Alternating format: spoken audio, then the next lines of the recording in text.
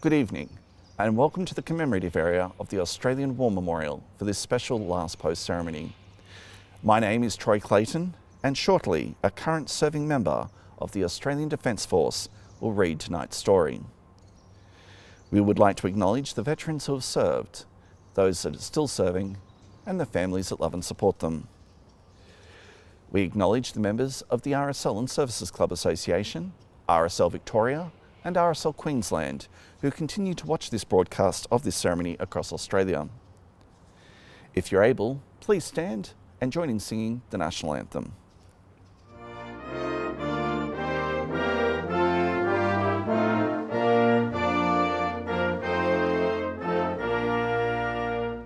Australians, oh, let us rejoice, for we are young and free.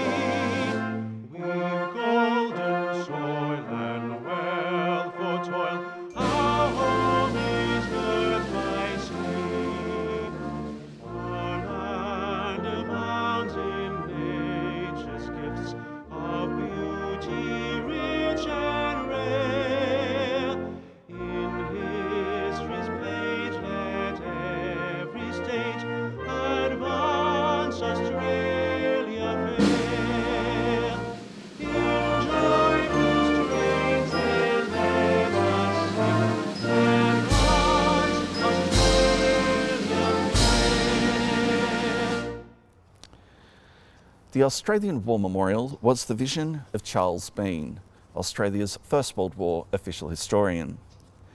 Bean landed with the Australian troops on Gallipoli and stayed with them at the front through to the end of the war. The idea of this national memorial and museum came to him at Pozières, France, in the depths of the bloody fighting of 1916. Bean's idea was that this would be a place where families and friends could mourn their loved ones buried in faraway places.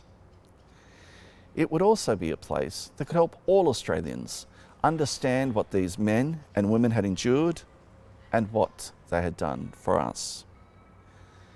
Bean's vision, to which we remain true, is best expressed as inscribed in the entrance to the memorial's galleries. Here is their spirit, in the heart of the land they loved, and here we guard the record which they themselves made.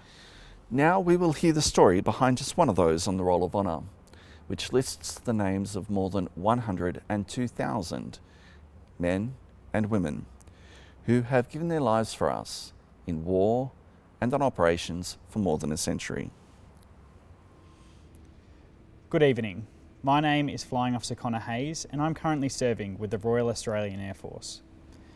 Today we remember and pay tribute to Private Harry Robertson. Harry Robertson was born in Queanbeyan in 1896, the eldest son of Edward and Elizabeth Robertson. He grew up at the Oaks in Queanbeyan, attended Queanbeyan Public School and was a member of the Sunday School at St Stephen's Presbyterian Church. In January 1916, at the age of 19, Harry Robertson travelled to Goulburn and enlisted in the Australian Imperial Force under the name Henry Robertson. Also known by the nickname Bruiser, he was allotted to reinforcements for the 55th Battalion, which had recently been raised in Egypt as part of the doubling of the AIF that took part after the failed Gallipoli campaign. He embarked for service on the 4th of September 1916, landing in Plymouth late the following month. On the 14th of December, he continued on to France, joining his unit on the 23rd. The 55th Battalion had fought its first major battle in Fromelles in July. The battle was a disaster, resulting in heavy casualties. After a freezing winter manning trenches in the Somme Valley, in early 1917 the 55th Battalion participated in the advance that followed the German retreat to the Hindenburg Line. On the 1st of April, the battalion prepared to attack the village of Doignies. At midnight, it was in position on Sunken Road, resting until 4:25 a.m. when Robertson and his unit moved forward to the jumping off point. A few minutes later, the men began moving forward. 3 companies advanced, following the 56th Battalion, with Private Robertson in the middle company. At around 5:20 a.m, the company on Robertson's right disturbed a dog, which began barking and gave the alarm. Rifle and machine gun fire started coming from a nearby beetroot factory and trenches in the area. As the advance continued, rifle and machine gun fire came heavily from the village, along with the beginning of intermittent artillery fire. The village was captured by sunrise on the 2nd of April, but the enemy shelled the battalion's new positions throughout the day.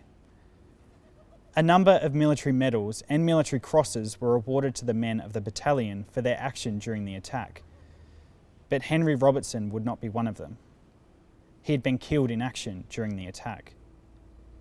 His remains were buried nearby at Lebecoeur Communal Cemetery Extension. He was 20 years old. On Sunday the 6th of May, a memorial service was held in St Stephen's Church in Queanbeyan. The large crowd of people who attended listened to the words of a preacher, speaking in front of a pulpit draped in a Union Jack.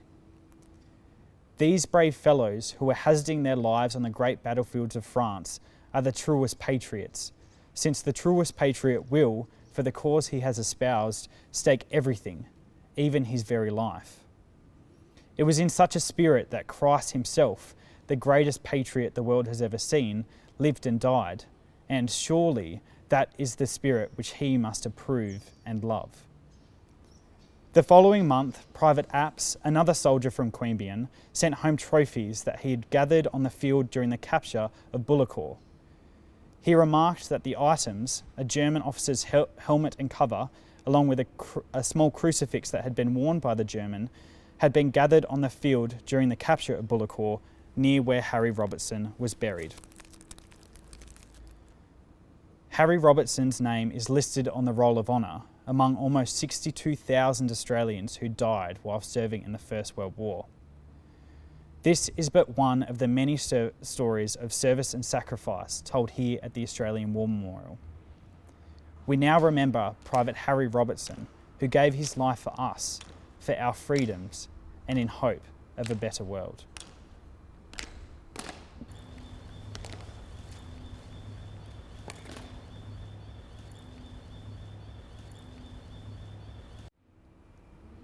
They shall grow not old, as we that are left grow old.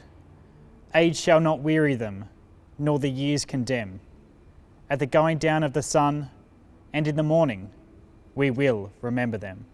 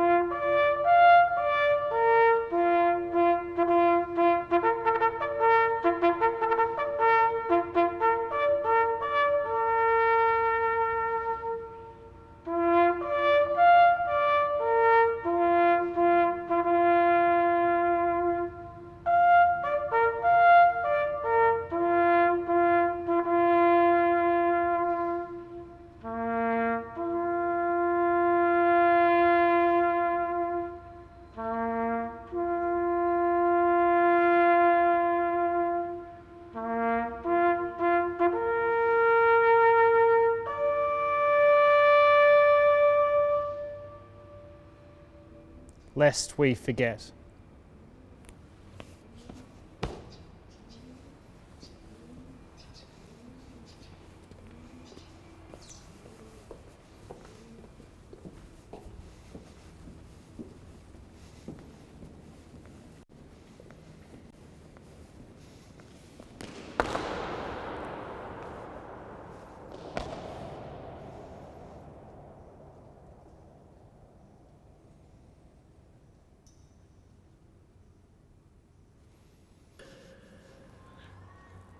We leave you this evening with the words of the memorial's founder, Charles Bean. Many a man lying out there at Pozières or in the low scrub of Gallipoli, with his poor, tired senses barely working through the fever of his brain, has thought in his last moments, well, it's over. But in Australia, they will be proud of this. Ladies and gentlemen, girls and boys, that concludes the last post ceremony. We'd like to thank you for watching and wish you all a very good evening. Thank you.